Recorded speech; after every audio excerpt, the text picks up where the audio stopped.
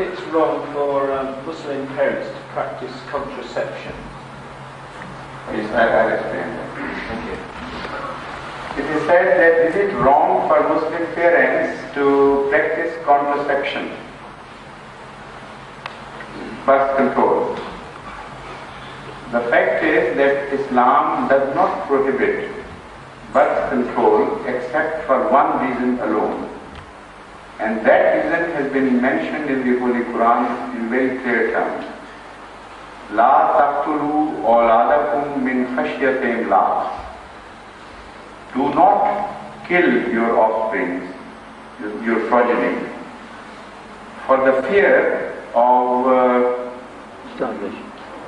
paucity of means of livelihood, for the fear that you will be left with less means of livelihood, while your children would outnumber your capacity to feed them. This is what is called khashyati imlaq. So for this reason, it is positively prohibited. And this is in fact the only reason for which the world governments are advocating birth control.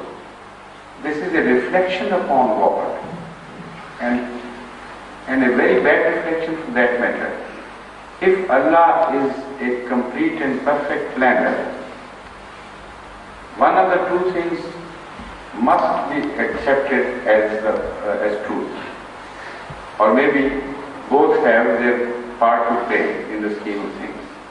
Number one, it's impossible for God to create human beings and give them a rate of spread much faster than can be sustained by the available natural resources. If there is no accord in the two, then Allah would be a very poor planner. That is one situation. The other is that from time to time, one wheel runs a bit ahead and the other is left a bit behind, but not without a purpose, to create certain situations and to gain certain positive ends in the larger scheme of things. Now, in either case, birth control has no justification. In the first place, there is no need. In the second place, you will be frustrating the plan of things made by Allah, where He intentionally wants such things to happen for a while. That is one general answer to this.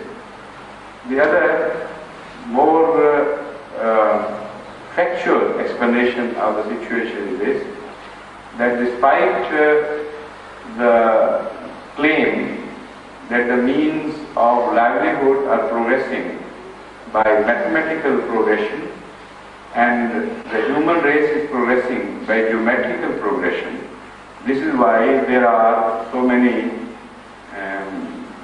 trials for the people who suffer hunger and destitution and everything. This is one explanation, and this is called Malthus theory. While the fact is that if you work backwards, this will be proved wrong. According to his theory, if this population is worked backward, which we find today, the human race will end within the last 200-300 years to be finished.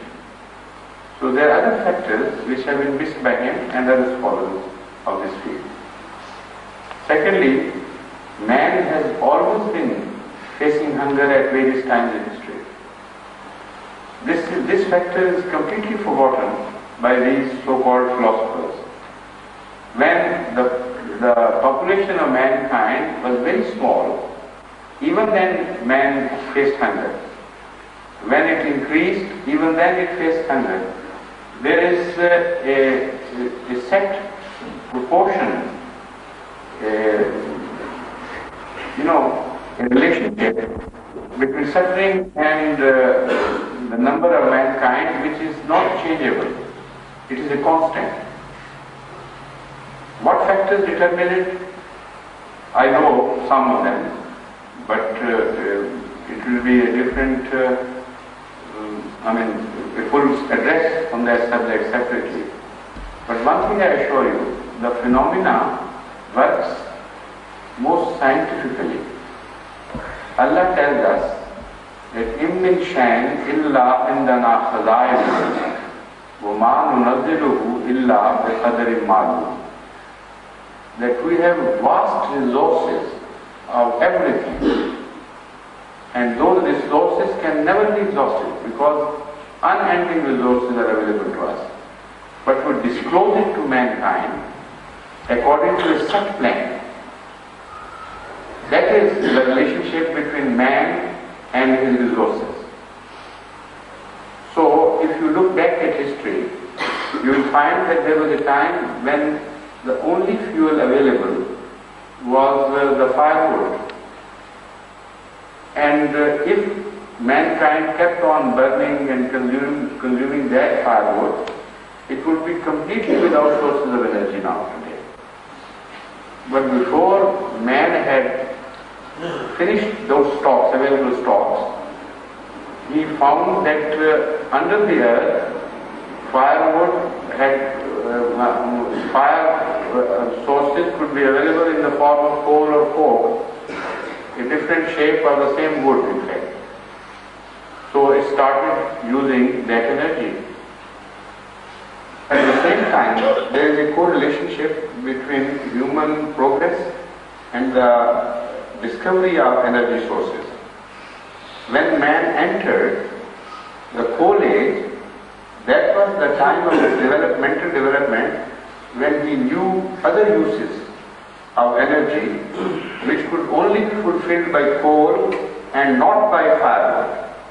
He had progressed scientifically to that stage where not just for the sake of energy but just for the sake of meeting the requirements of scientific knowledge, the existence of coke or coal was a must. So it continued for some time until man started wondering whether the stocks of coal would last him any longer. And then oil was discovered.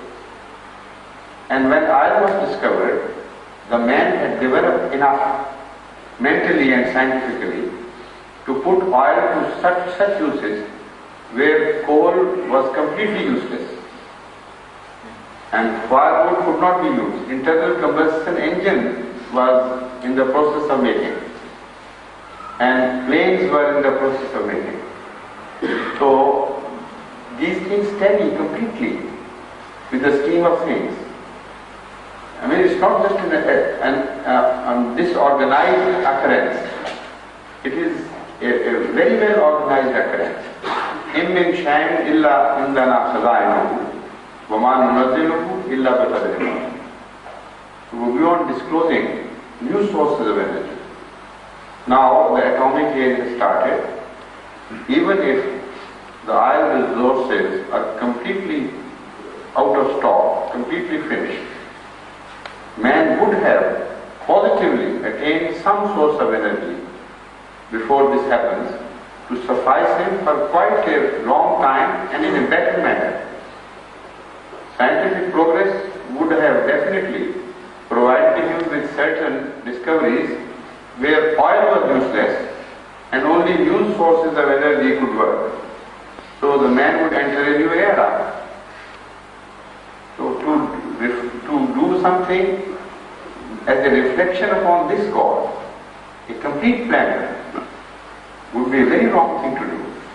This is why Allah says that don't indulge in birth control having a reflection upon my scheme and fearing that I perhaps plan things very stupidly like men do. Because of that, I don't permit you to do that. Otherwise, for other reasons,